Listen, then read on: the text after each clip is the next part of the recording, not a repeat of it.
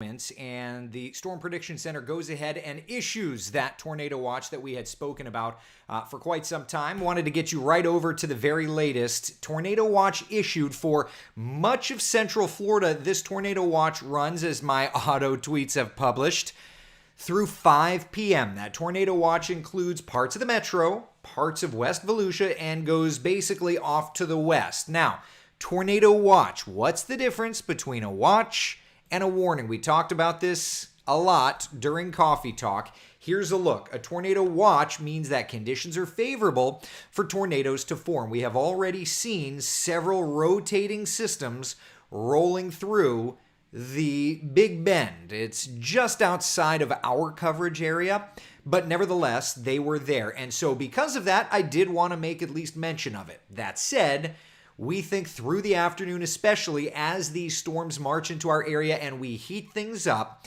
we are going to be talking about the potential for rotating storms. Big difference between tornado watch and tornado warning. Tornado watch means that conditions are favorable. Tornado warning means that this is already happening. We are having to, of course, watch for ground truth or whatever the case may be. All right, so tornado watch in effect until 5 o'clock for Central Florida.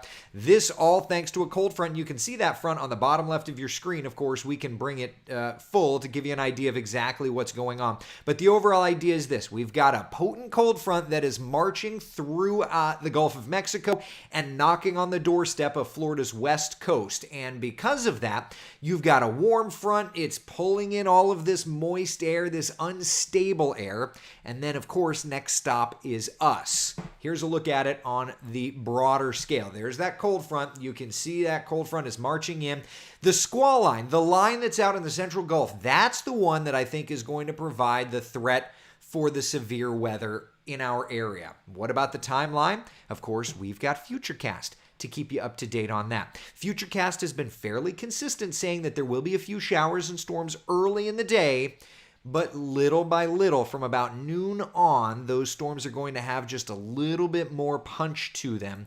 And of course, that's where we're going to get into our concern. So here's a look at Futurecast as it stands right now. And you can see through 9 o'clock, a few isolated cells out west. We are already seeing that. So as we always say with the computer model data, garbage in, garbage out, or in this case, it's looking fine.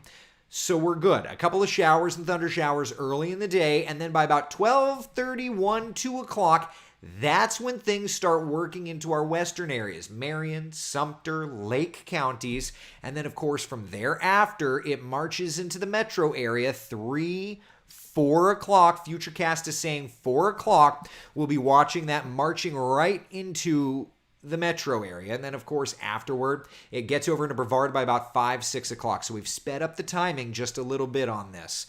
All right. As far as the impacts go, tornadoes, I think a moderate threat. I think it's going to be one of those things. Isolated tornadoes possible. Scattered severe thunderstorms possible. All right. I think that we're either way going to have some strong winds moving through. So as a whole for today, we are looking at a level 2 out of 5 risk for strong to severe storms. Scattered strong to severe storms moving through, okay?